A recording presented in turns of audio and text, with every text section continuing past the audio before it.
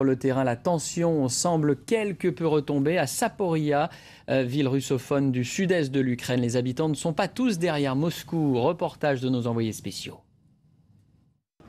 Des drapeaux russes flottent devant la mairie de Zaporijjia. Une poignée de manifestants sont venus dénoncer le nouveau régime ukrainien. Certains n'hésitent pas à demander ouvertement l'aide de Vladimir Poutine. Nous sommes en danger, désarmés et menacés. Et quand nous sommes en danger, bien sûr que nous demandons l'aide de la Russie. Merci Poutine et merci la Russie. Nos familles et nos amis vivent là-bas. Mobilisés en vue d'une éventuelle attaque russe, ces réservistes de l'armée ukrainienne se sont rassemblés devant une caserne. Ils ironisent face à de telles réactions. Les gars, mon beau-père est russe, ma femme est russe. Ils viennent pour protéger ma propre femme contre moi? Ces hommes ne veulent pas d'un conflit avec la Russie. Mais pour eux, l'action de Poutine en Crimée est injustifiable. La plus grande partie de la population parle russe ici. Mais quand ton voisin vient chez toi et te dit comment et avec qui tu dois vivre, ce que tu dois faire, alors là, ça ne va plus. Au même moment, une rumeur persistante fait le tour de la ville. Des activistes pro-russes venus de l'extérieur pourraient prendre d'assaut le siège de l'administration régionale. Alors, comme à Kiev, les groupes d'autodéfense se mobilisent.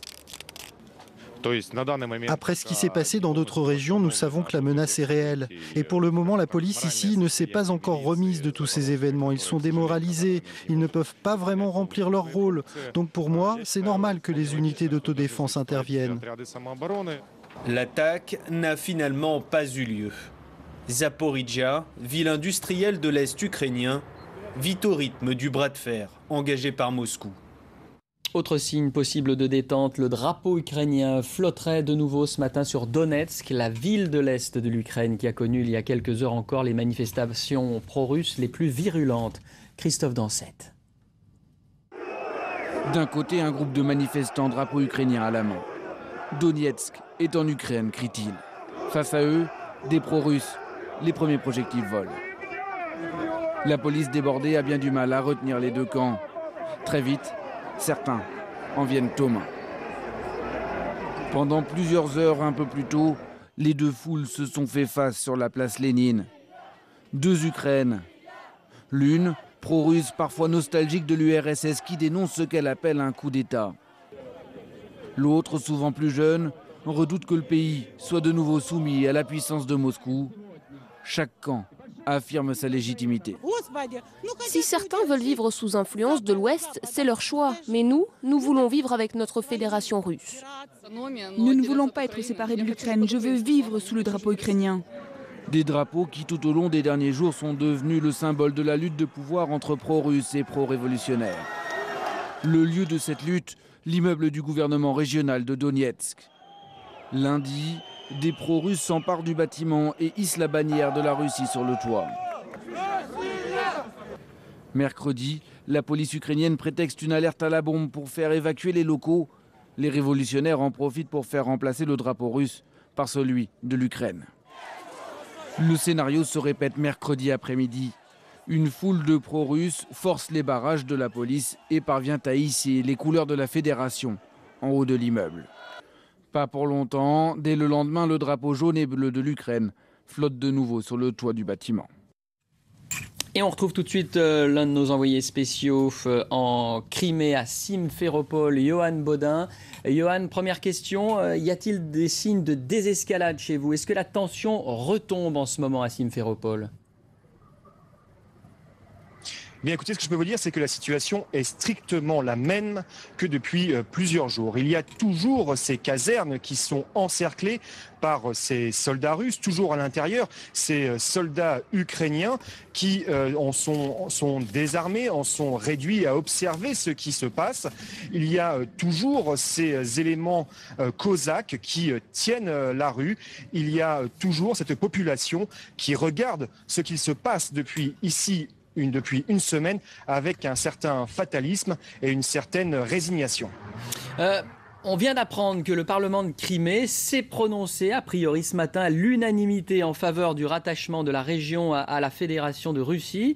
C'est une info qui nous provient de l'agence de presse RIA. Quelle crédibilité faut-il donner à cette information ? Ce qui est intéressant, c'est que pour l'instant, toutes les annonces effectuées par les autorités, les nouvelles autorités de Crimée, ces autorités qui aujourd'hui refusent d'être rattachées au gouvernement de Kiev et qui ont demandé l'aide de la Russie, toutes ces annonces passent par des médias officiels russes. Autant sur le plan militaire, on peut noter qu'il y a eu une certaine planification des opérations, autant au niveau politique, il y a une très grande improvisation. Ce référendum, à l'origine, devait se tenir le 30 mars. En fait, la première annonce qui avait été faite il y a 10 jours, ce référendum aurait dû se tenir le 30 mai, le même jour que la présidentielle en Crimée. C'est donc un processus politique qui a été accéléré, semble-t-il. On veut aujourd'hui accélérer ce processus politique qui, ici, est quasiment inexistant. Les institutions du gouvernement local de Crimée sont quasiment inexistante. Il y a juste 3-4 personnes dans ce gouvernement qui a prêté allégeance à Moscou.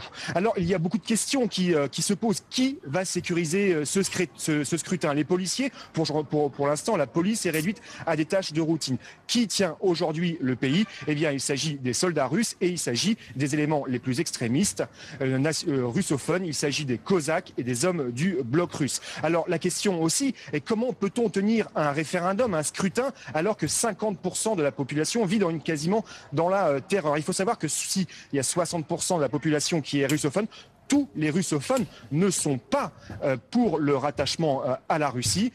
Donc la question qui va être posée est la Crimée va-t-elle rester autonome dans l'Ukraine ou va-t-elle rejoindre la fédération russe ? La question aussi de la crédibilité de ce scrutin se pose donc réellement. Merci Johan Baudin, direct de Simferopol. Et puis autre information plus ou moins confuse qu'il faudra vérifier et qu'il faut prendre également avec des pincettes dans cette espèce de diplomatie qui va dans tous les sens. La Crimée demande à Moscou d'étudier son rattachement à la Russie. Voilà sur ce qu'on peut dire pour l'instant sur cette page ukrainienne.